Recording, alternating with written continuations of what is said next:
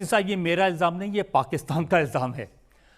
पाकिस्तान के मीडिया में पाकिस्तान के हुक्मरान ये कह रहे हैं कि ओवैसी साहब को हिंदुस्तान के प्रति, भारत के प्रति अपनी देशभक्ति साबित करनी है, अपनी और अभी तो रुको, क्लाइमैक्स अभी बाकी है। अपनी लॉयल्टी प्रूव करनी है, इसलिए वो इतना बढ़ चढ़ के पाकिस्तान के खिलाफ बोलते हैं। किसी शायर ने अच्छा कहा था कि दिल से निकलेगी ना मर कर भी वतन की उल्फत, मेरी मिट्टी से भी खुशबू वफा आएगी। अभी मजा आएगा ना भिड़ो। तो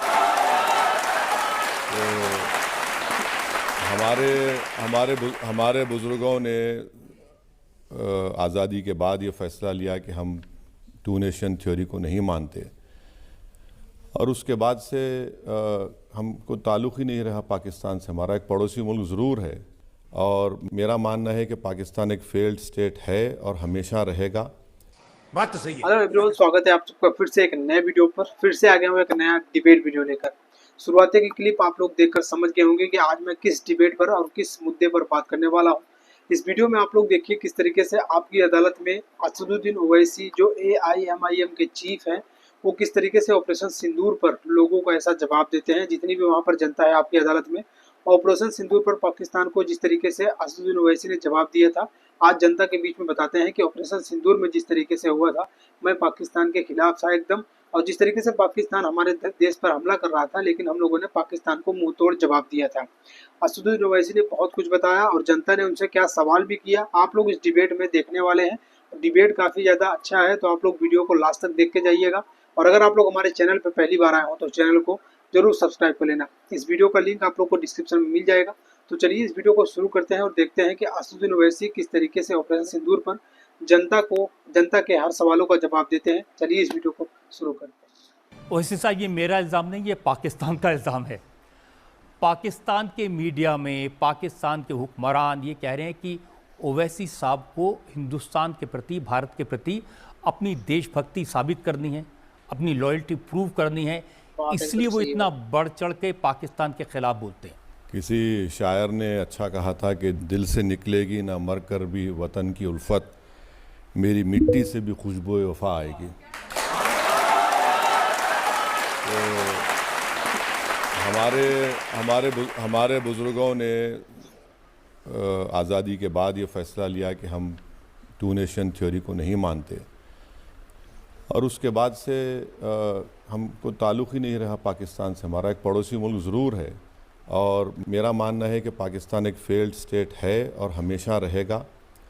भारत को हमेशा ख़तरा पाकिस्तान के डीप स्टेट, मिलिट्री और टेररिस्ट ग्रुप से रहेगा, और इसीलिए इन तमाम चीज़ों को कवर अप करने के लिए पाकिस्तान गैर ज़रूरी तौर पर इस्लाम का सहारा लेता है, जो सरासर गलत है। ओवैसी साहब वो कोट करते हैं कायद-ए-आज़म जिन्ना को, जो मुसलमान हिंदुस्तान में रह जाएंगे उनको अपनी वफादारी ताउम्र प्रूव करनी पड़ेगी, उन्हें हमेशा पाकिस्तान से दुश्मनी का मंजन बेचना पड़ेगा। मिस्टर जिन्ना का ऐसा कोई स्टेटमेंट है ही नहीं, तो अब इन्होंने उसको इन्वेंट कर लिया, अलग बात है। पाकिस्तान के खुद एक बहुत बड़े शायर थे हबीब जालिब, उन्होंने अब पाकिस्तान के बारे में कहा कि मोहब्बत गोलियों से बो रहे हैं, मोहब्बत गोलियों से बो रहे हैं, वतन का चेहरा खून से धो रहे हैं, गुमान तुमको कि रास्ता कट रहा है, यकीन मुझको कि मंजिल खो रहे हैं। LIC युवा प्रोफेशनल्स के लिए तालिब ने पाकिस्तान के बारे में कहा था, जो आज भी सच है। प्रॉब्लम यह है मुझसे कि पाकिस्तान से ये बोलते कि मैं मुसलमान नहीं हूँ, और यहाँ पर हमारे देश में जो संघ परिवार की तंजीमें कहती है ये बराबर इंडियन नहीं है। क्या बात है। तो अब मैं कहाँ जाकर सर्टिफिकेट लूँ तो इससे मुझे फिक्र नहीं है। हम नहीं, वो कहते हैं कि आप मुसलमान हैं, इस्लाम को मानने वाले हैं, लेकिन आपने एक इस्लामिक मुल्क के खिलाफ आवाज़ उठाई। नहीं, इस्लामिक मुल्क है ही नहीं वो। आपने 75,000 बंगालियों को मारा, 75,000 ईस्ट पाकिस्तान में वो पूरे मुसलमान थे। आज भी आप मार रहे हैं, आप शियाओं को मार रहे हैं वहाँ पर। तो और कैसे आप बोलते हैं कि इस्लाम के भारत में 240 मिलियन मुसलमान रहते हैं, पाकिस्तान से बढ़कर रहते हैं। तो ये कंपैरिजन करना कि हमारे पास मुसलमान है तो फिर इंडोनेशिया में क्या है, इंडोनेशिया में उनसे ज़्यादा है। तो पाकिस्तान अपनी नाकामियों को छुपाने के लिए और रजत जी, पाकिस्तान की जो मिलिट्री है ना, दुनिया में ऐसी कोई मिलिट्री नहीं है जो रियल एस्टेट का भी कारोबार करती, होटल का कारोबार करती, बिजनेस करते वो लोग। तो उन तमाम चीज़ों को कवर करने के लिए इस्लाम का एक वादा। देखिए, मिलिट्री के चीफ आसिम मुनीर साहब ने तो ये कहा कि 2 ही रियासतें कलमा के आधार पर बनी हैं, एक मदीना और 1300 साल बाद पाकिस्तान। तो ये अगर आप किसी भी मुसलमान से पूछेंगे कि उस वक्त के मदीने को जब रसूलुल्लाह सल्लल्लाहु अलैहि वसल्लम थे, उसको इनसे कंपेयर करना, बोलेंगे पागल हो गए क्या आप, ये तो तौहीन है। आसिम मुनीर के बारे में एक शायर ने अच्छा कहा था कि मासूमों की गर्दन पे खंजर रख कर खातिल अब खुद को मुजाहिद कहता है। तो ये आसिम मुनीर है जिसने उनकी स्पीच जो 15 अप्रैल को हुई है, उसी के बाद तो 22 तारीख को पहलगाम का वो दर्दनाक उसी के बाद कलमा पढ़ने को कहा, उसी के बाद मज़हब पूछ के गोली मारी। ये तो सरासर ये इस्लाम की तालीमात कहाँ है कि आप कोई मज़हब नाम पूछकर आप लोगों को गोली मार रहे हैं, फैमिलीज़ को अलग कर रहे हैं और सर पर गोली मार रहे हैं, उसकी रिकॉर्डिंग कर रहे हैं। तो ये तो अपनी तमाम नाकामियों को और अपनी सुप्रीमेसी को बरकरार रखने के लिए, और इन लोगों का एक ही मकसद है। मैं आज भी कह रहा हूँ कि ये भारत को चैन से रहने नहीं देंगे। ये इनका मकसद डिस्टेबलाइज करना है, यहाँ पर और डिफरेंसेस पैदा करना है सोसाइटी में। इसीलिए उनका वही असल एजेंडा वही है उनका। देखिए, उनके जो DG ISPR हैं वो कहते हैं कि हमारे जो आर्मी चीफ हैं वो हमें बताते हैं हमारी फ़ौज का मोटो है जिहाद। हम अमन चाहते हैं मगर जुल्म के खिलाफ। गर जंग लाजमी है तो फिर जंग सही। तो आप अगर ये इस तरह की बकवास करते रहेंगे तो फिर इसका जवाब तो फिर सही तरीके से देना पड़ेगा। तो वो इनका बोलना कोई सच्चाई बयान ही नहीं कर सकते ये लोग। हर जगह चले जाते हैं। अभी इनको सऊदी अरेबिया से $2 बिलियन का लोन सैंक्शन हुआ। 2024 में 14 बिलियन का उन्होंने मांग की, शायद वो भी हो जाएगा। IMF से लोन, वर्ल्ड बैंक से लोन, एशियन डेवलपमेंट बैंक से लोन। अगर आप वाकई में इस्लाम की बात कर रहे हैं तो आपकी इकॉनमी की इतनी बर्बाद क्यों है? पूरे विश्व में 2 देशों में एक किस्म का पोलियो होता है, पाकिस्तान अफगानिस्तान में। आप उसको पोलियो ख़त्म नहीं कर रहे हैं, मगर आपकी मिलिट्री का एक्सपेंडिचर GDP का 2.92 है, भारत का 1.72 है। तो इस पर इन तवज्जो नहीं है। इनके पाकिस्तान की गरीब आवाम की गरीबी ख़त्म करना, वहाँ पर फ़ायदा पहुँचाना नहीं, सिर्फ इनका एक ही मकसद है कि अपनी सुप्रीमेसी को, वेस्टेड इंटरेस्ट को बरकरार रखने के लिए भारत को हमेशा टारगेट करते रहो। उनका दावा है कि उनका फोकस इस्लाम पर है, उनका फोकस मुसलमान पर है। इसलिए उन्होंने जो ऑपरेशन किया हिंदुस्तान के ख़िलाफ़, उसका नाम भी उन्होंने कुरान की आयत के नाम पर रखा। बुनियादन मखसूस उन्होंने नाम रखा। कुरान की एक आयत है कि एक सीसा पीला हुई दीवार की तरह बन जाओ, मगर इतने झूठे हैं कि उससे पहले कुरान में अल्लाह ये कह रहा है कि तुम सच बात क्यों नहीं कहते? सच बात बोलो। सच बात तो बोले ही नहीं। जो कुरान की आयत का, सूरे का जिक्र कर रहे हैं, वो तो उससे पहले भूल गए उस चीज़ को।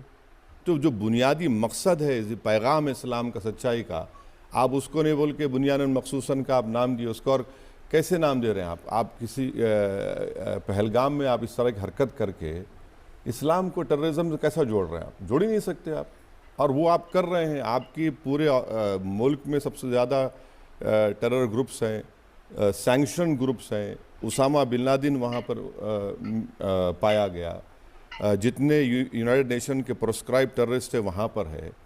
बल्कि आसिम मुनीर को जो उनकी दावत हुई थी, उनको बड़ा पोस्ट मिलने के बाद, एक बाजू तस्वीर है, एक यूनाइटेड नेशन का प्रोस्क्राइब टेररिस्ट है।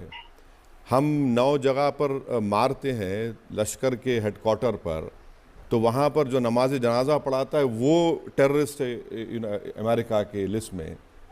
तो कौन सा आप इस्लाम की बात? लेकिन वो तो कह रहे हैं कि आपने टेररिस्ट के अड्डों को नहीं मारा, मदरसों मस्जिदों को तबाह किया। नहीं, जो 9 मुकामात थे जो यूनाइटेड नेशंस के प्रिस्क्राइब लिस्ट में ऑर्गेनाइजेशन का हेड ऑफिस था, उस पर हमला हुआ। ना मिलिट्री को मारा पाकिस्तान के, ना सिविलियन कोई जगह पे कैजुअल्टी हुई।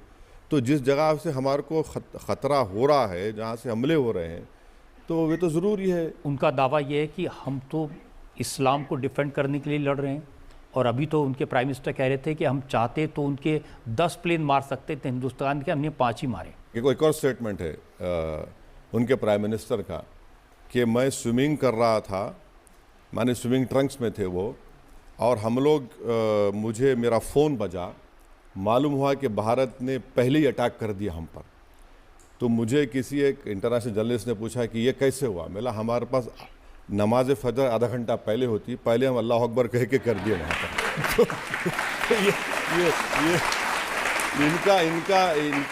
ये सब जो 9 एयर बेसिस पर हमने अटैक किया, अगर हम चाहते तो मुझे यकीन है कि जज साहब मुत्तफिक होंगे कि हम उस पूरे एयर बेस को बर्बाद कर सकते। सिर्फ हमने रनवे को निशाना बनाया, और निशाना बनाकर हमने कहा कि भाई साहब ये ट्रेलर है, समझ जाइए। तो वो किया। मेरा मानना है कि हमने बेहतरीन मौसर तरीके से उनको जवाब दिया और उनको एक पैगाम मिल गया, और उसी के बाद इसलिए उनके डीजीएमओ को हमारे डीजीएमओ से बात करना पड़ा। पब्लिक में से हम सवाल कि पाकिस्तान ऐसा दिखा रहा है कि उसने जंग जीत ली है, टैंक पर चढ़ के नारे लगा रहा है, ऐसे लोगों पर आप क्या कहेंगे? ये दुनिया के सबसे बड़े झूठे हैं, नकली काम करने की इनको आदत है और करते रहेंगे। तो आसिम मुनीर ने अपने ही देश के प्राइम मिनिस्टर को एक तस्वीर बना कर दी, और वो तस्वीर में ये था कि हम जीत गए। वो तस्वीर भी नकली थी, वो चाइना के किसी एक आर्मी का एक्सरसाइज की मीटिंग थी। तो जो अपनी पेंटिंग को तक सच नहीं दे सकते, खुद उनका प्राइम मिनिस्टर कह रहा है कि मैं स्विमिंग कर रहा था और मुझे मालूम हुआ 9 एयरबेस पर इंडिया ने अपने ब्रह्मोस मिसाइल से उनको एक मौसर जवाब दिया। तो पाकिस्तान शुरू से यही कहता है, तो वो उर्दू में कहावत है, गिरे तो गिरे टांग मेरी ऊपर। तो वहाँ देखा मैंने, जो पाकिस्तान के वज़ीर आज़म हैं वो एक टैंक पे चढ़ के बोल रहे थे, उस टैंक को उन्होंने घास वास से ढक दिया था, दिखाने के लिए जैसे कोई कॉम्बैट बैटल। टैंक वहाँ पे टैंक चला ही नहीं ना, टैंक चला ही नहीं। आपने सिर्फ पूंछ में हमला किया, पूंछ में सिविलियन मारे गए, और पूंछ में एक मस्जिद का इमाम मारा गया। जब इस्लाम कहाँ चला गया? वो ट्विन बच्चे मारे गए, वो मुसलमान थे, कई मुसलमान, जब इस्लाम कहाँ चला गया आपका? तो ये तो सिर्फ ड्रामेबाजी है, और अपनी जनता को दिखाने के लिए। ये कभी कोई जंग नहीं जीते हैं लोग, ना कभी मुस्तकबिल में जीतेंगे इंशाअल्लाह ताला। अगर दोबारा हिमाकत करेंगे तो मुझे लगता है कि फिर वो बहुत महंगा साबित होगा अब की बार। और मेरा तो मानना यह है कि ऑपरेशन सिंदूर उस वक्त तक ख़त्म नहीं होना चाहिए जब तक वो 4 आतंकवादी हमको नहीं मिल जाते जिन्होंने 26 लोगों को मारा। सर, पाकिस्तान में आज भी मीडिया और मदरसों का सहारा लेकर लोगों को गुमराह किया जा रहा है। क्या आपको नहीं लगता है कि खतरा भी टला नहीं है? बिल्कुल, मैं एग्री हूँ आपसे। खतरा कभी नहीं टलेगा, खतरा हमेशा रहेगा जब तक पाकिस्तान की आर्मी उस देश को कंट्रोल करते रहेगी। जब वो कंट्रोल करेंगे तो भारत के खिलाफ टेररिस्ट ग्रुप्स को सपोर्ट करते आए हैं, वो खतरा रहेगा। आपको हमको चौकस रहने की ज़रूरत है, और हमेशा उनके जो बुरे प्लानिंग है या उनकी जो नीयत है उसको हमको कामयाब होने देना है बस। एक क्वेश्चन ये है कि आप भारत माता की जय बोलने में क्यों परेशानी होती है आप लोग? देखिए, इसको वफादारी से जोड़ने की कोशिश अगर आप कर रहे हैं तो बहुत बड़ी गलती कर रहे हैं आप। मैं जय हिंद बोल रहा हूँ, इसमें तकलीफ़ क्यों होना चाहिए किसी को? मैं हिंदुस्तान जिंदाबाद के नारे लगाता हूँ, भारत जिंदाबाद के नारे लगाता हूँ, तो इसमें ये मेरा राइट है। मेरा बोलना है कि भारत में डेमोक्रेसी है और फ्रीडम ऑफ स्पीच हमारा फंडामेंटल राइट है। आप अपना नारा आप लगाइए, हम अपना नारा लगाएंगे, तो यही तो भारत की खूबसूरती है। आपकी अदालत में अगला